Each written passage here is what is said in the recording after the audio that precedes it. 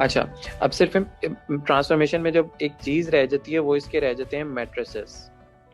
अब या तो मैट्रिसेस आप जुबानी याद भी कर सकते हो, या आप देख सकते हो कि वो मैट्रिसेस एक्चुअली बनते कैसे थे, तो जो आपको जो इजी लगे आप वो कर सकते हो।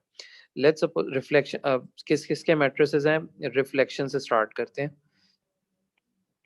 रिफ्लेक्शन के मैट्रिसेस होते हैं, रोटेशन के होते हैं और एनलार्जमेंट के होते हैं। अब रिफ्लेक्शन हमने तीन टाइप्स की, चार टाइप्स पढ़ी थी। एक हमने पढ़ी थी एक्स एक्सिस, एक पढ़ी थी हमने वाई एक्सिस, फिर एक y is equal to x, और एक पढ़ी थी y is equal to minus x. इनके हम मैट्रिसेस जो हैं वो याद करेंगे, ठीक है। या याद कर लेंगे या हम देख लेते हैं कि वो बनते किस तरह हैं, ठीक है। मैं आपको सिखा भी देता हूँ बनते किस तरह हैं और फिर यहाँ लिखेंगे भी हम। अच्छा, अब मैट्रिसेस बनाने का एक स्पेसिफिक तरीका है, वो कभी भी चेंज नहीं होगा। आपने हमेशा यहाँ पे 1 मार्क किया और यहाँ पे भी 1 मार्क किया। इस पहले पॉइंट को हम बोल लेते हैं ए, और फिर हम इस पॉइंट को बोल लेते हैं बी। ओके, अब जो भी जिस टाइप की भी हम अब ट्रांसफॉर्मेशन करेंगे ना, उसके ऊपर जैसे रिफ्लेक्शन इन वाई एक्सेस करेंगे तो ए बी को हमने रिफ्लेक्ट करना है, ठीक है। याद रखना ऑर्डर, पहले हम ए को करेंगे फिर हम बी को करेंगे, ठीक है। ओके, ए से स्टार्ट, पहले एक्स एक्सिस से स्टार्ट करते हैं। पहला वाला, जब आप ए वाले पॉइंट को एक्स एक्सिस में रिफ्लेक्ट करोगे, एक्स एक्सिस का मतलब है ये वाली लाइन, ये जो मैं हॉरिजॉन्टली बना रहा हूँ। ओके, तो ए वाला पॉइंट कहाँ पे जाएगा, देखो दोबारा से मैं एक्सप्लेन करता हूँ। सबसे पहले मैंने ये ए वाला पॉइंट और बी वाला पॉइंट मार्क किया है। मैं ये कह रहा हूँ कि सबसे पहले हम मैट्रिक्स लिखने के लगे हैं एक्स एक्सिस के रिफ्लेक्शन का, यानी इस लाइन में आपने रिफ्लेक्ट करना है ए को भी और बी को भी। ये ए वाला जो पॉइंट है ये रिफ्लेक्ट होके कहाँ पे जाएगा, जब येलो वाली लाइन में रिफ्लेक्ट करूंगा। ये इसी तरह येलो वाली लाइन आपका मिरर है, मिरर के ऊपर ये ए रखा हुआ है, तो सर ये वही रिफ्लेक्ट हो। रहेगा एक पॉइंट। एग्जैक्टली, एग्जैक्टली ये ए वाला पॉइंट कहीं नहीं जाएगा क्योंकि ये मिरर के ऊपर है, ये वहीं पे रहेगा। तो इस पॉइंट के कोऑर्डिनेट है 10, तो मैंने 10 यूं लिख लिए। बी वाला रिफ्लेक्ट होके कहाँ जाएगा, बी वाला रिफ्लेक्ट होके यहाँ नीचे आ जाएगा -1 के ऊपर। ये पॉइंट है बी का रिफ्लेक्ट होने के बाद। और इस पॉइंट के कोऑर्डिनेट क्या है, 0, -1। ये मुझे बताओ किसी को समझ ना आया हो तो। सर मुझे ऑर्डर नहीं समझ आया, पहले ए फिर बी। एग्जैक्टली, पहले क्यों? ए फिर बी, हमेशा मतलब मैट्रिक्स लिखने का ये तरीका है ना, कि अगर सी पहले और डी आपने, होगा, हाँ अगर कोई और लेटर्स होंगे। नहीं नहीं, ये आपको वो लेटर्स बताएगा नहीं, ये आपने हमने खुद रखा है। ये ए बी मैंने भी रखे भी इसलिए अल्फाबेटिकली, ताकि याद रहे कि पहले ए वाले को करेंगे फिर बी वाले को करेंगे। ये समझ चीज आया वो नहीं बताता। कौन सा वाला ए होएगा। ये जो जहाँ जो मैंने अभी ए मार्क किया हमेशा यही ए रहेगा। पता है एग्जाम में वो सिर्फ आपसे कहेगा कि आप मैट्रिक्स लिख के बताओ, आपने ये लिख के बताना है। या आप इसको जुबानी याद कर लो कि एक्स एक्सिस के रिफ्लेक्शन का मैट्रिक्स ये होता है, या तो इसको जुबानी याद कर लो। अगर याद नहीं होता तो ये याद रख लो ये बनता कैसे है।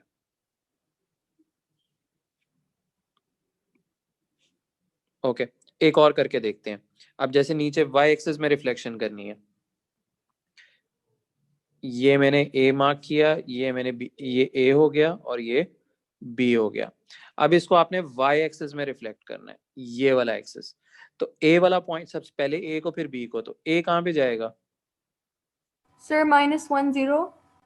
एग्जैक्टली ये पॉइंट आ जाएगा यहाँ पे, तो मैं इसको लिख लेता हूँ -1 0। और बी वाला कहाँ पे जाएगा, 0 -1। बी वाला नीचे चला जाएगा। ओ सॉरी, नहीं सर वो वहीं पे रहेगा 0 1। एग्जैक्टली क्योंकि वो मिरर के ऊपर है, वो पॉइंट वहीं पे रहेगा, तो इस पॉइंट के कोऑर्डिनेट 0, 1 ही रहेंगे। हाँ जी, बाकी लोगों को समझ आ रहा है। ओके, अब इसी तरह नेक्स्ट वाला करते हैं y is equal to x का। Okay, y is equal to x की लाइन कुछ यूं होती है, ये वाली।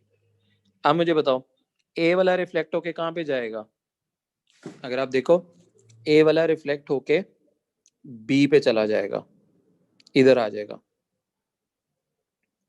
किसी को ये समझ ना आया हो, तो सर ओके 0 1। एग्जैक्टली। तो पहले लिखेंगे 0, 1, और बी वाला जो पॉइंट है वो रिफ्लेक्ट होके ए पे चला जाएगा, तो उसके कोऑर्डिनेट है 1,0। ओके, इसी तरह हमारा लास्ट वाला रह गया y is equal to minus x का। ओके, ये दो पॉइंट्स हैं, ये मैंने ए मार्क किया, ये मैंने बी मार्क किया, और y is equal to minus x की लाइन कुछ यूं होती है। ओके, अब सबसे पहले ए वाला पॉइंट रिफ्लेक्ट होके यहाँ पे आ जाएगा -1 के ऊपर, तो इस पॉइंट के कोऑर्डिनेट होंगे 0,-1, तो 0-1 लिख लेंगे। और अगर आप बी वाला देखो, बी वाला रिफ्लेक्ट होके यहाँ पे आ जाएगा, इस पॉइंट के कोऑर्डिनेट है -1,0। आप मुझे बताओ, ये किसी को समझ ना आया हो कि ये मैट्रिसेस बनते कैसे हैं? सर जी सर ये एक्स एक्स वाला एक दफा बता दो सर दोबारा। ओके, एक्स एक्सिस, अब आप इधर ही रहो, मुझे खुद आंसर करना ताकि आपको समझ आए। ये देखो, ये पहले ये बना लिया, ये मैंने ए और बी मार्क कर लिया, ठीक हो गया। अब एक्स एक्सिस में रिफ्लेक्शन करनी है, ये मैं दूसरे कलर में एक्स एक्सिस पे लाइन बना लेता हूँ, ये आपका एक्स एक्सिस है। अब मुझे बताओ ए वाला पॉइंट कहाँ पे जाएगा? सर कहीं नहीं जाएगा, वो वहीं पे रहेगा, तो इस पॉइंट के कोऑर्डिनेट क्या है? सर 0-1। नहीं, पहले एक्स सर लिखते हैं सर फिर 1-0 वाई। 1-0 1-0। तो अगर आप देखो, ये मैंने 1,0 लिखा हुआ है वर्टिकली, और मुझे बताओ बी वाला पॉइंट कहाँ पे जाएगा? सर 0-1। नीचे बिल्कुल यहाँ 0-1, तो अगर आप देखो ये 0-1 लिखा हुआ है, इस तरह से आया था ये, ठीक है। Okay sir. ओके, जो रोटेशन है वो आपके सिलेबस में ओरिजिन से ही है, यानी 0-0 से, बाकियों के मैट्रिसेस आपके सिलेबस के नहीं है, ठीक है। ओके, तो हमने तीन बताने, तीन होते हैं इसमें, 90 degree clockwise, 90 degree anti clockwise, और 180 डिग्री क्लॉकवाइज या एंटी क्लॉकवाइज, दोनों का मैट्रिक्स सेम होता है, ठीक है। अभी देख लेते हैं कैसे भी। ओके, उसी तरह ही करना है आपने, यहाँ 1 और 1 मार्क किया, ये मेरा पॉइंट ए हो गया, ये मेरा पॉइंट बी हो गया। ओके, अब स्टार्ट करते हैं 90 डिग्री क्लॉकवाइज रोटेशन। क्लॉकवाइज का मतलब है आपने इस तरह रोटेट करना है। अब मुझे बताओ ए वाला पॉइंट रोटेट होके कहाँ पे जाएगा? Y axis. हाँ, वाई एक्सिस, यहाँ नीचे की तरफ -1 पे आ जाएगा। याद रखो, ये भी 1 है, तो यहाँ पे भी नीचे 1 ही मूव होगा, तो यहाँ आ जाएगा। इस पॉइंट के कोऑर्डिनेट्स क्या हैं? 0, -1. ओके, और बी वाला रोटेट होके कहाँ जाएगा? A का पोजीशन में हाँ, और वो उसके कोऑर्डिनेट क्या थे? 1, 0. ओके, तो ये है हमारे 90 डिग्री क्लॉकवाइज रोटेशन। ओके, इसी तरह आप 90 डिग्री एंटी क्लॉकवाइज करना है। ये ए है, ये बी है। ओके, ए से करें स्टार्ट, 90 डिग्री एंटी क्लॉकवाइज। ये ए वाला पॉइंट कहाँ पे जाएगा? B का पोजीशन सर में बी पे। एग्जैक्टली, और बी के कोऑर्डिनेट्स क्या हैं? 0,1। और बी कहाँ पे जाएगा? X axis. और कोऑर्डिनेट्स क्या होंगे उधर? -1, 0. गुड, -1, 0। और इसी तरह मुझे लास्ट वाला भी बता दें, 180 डिग्री वाला।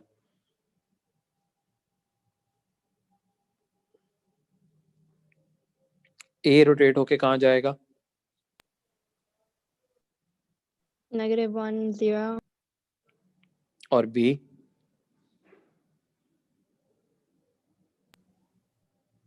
-0, -1. 0 -1। ओके गुड, तो ये जो दो हैं, दो या तो याद कर लो या ये याद कर लो, ये बनते किस तरह है, ठीक है। क्योंकि सिर्फ वो आपको आइडेंटिफाई करके सिर्फ आपने उसका मैट्रिक्स लिखना होता है। ओके, इसी तरह एक रह जाता है एनलार्जमेंट।